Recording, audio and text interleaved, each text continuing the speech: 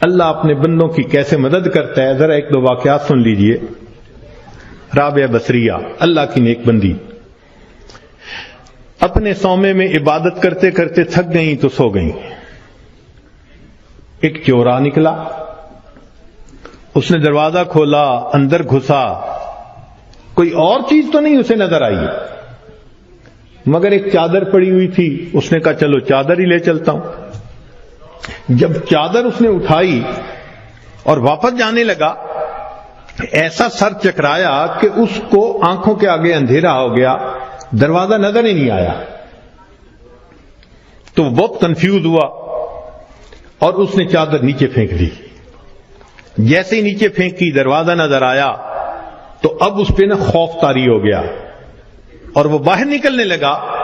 جیسے باہر نکلنے لگا ایک آواز آئی، اگر ایک دوست سویا ہوا ہے تو دوسرا دوست جاگتا ہے۔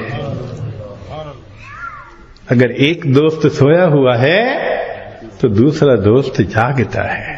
تم کیسے یہاں سے کوئی چیز چرا کے جا سکتے ہو؟ وَهُوَ يَتَوَلَّى الصَّالِحِينَ، وہ اللہ تعالیٰ نیکوکاروں کا سرپرست ہے، ان کا ذمہ دار ہے۔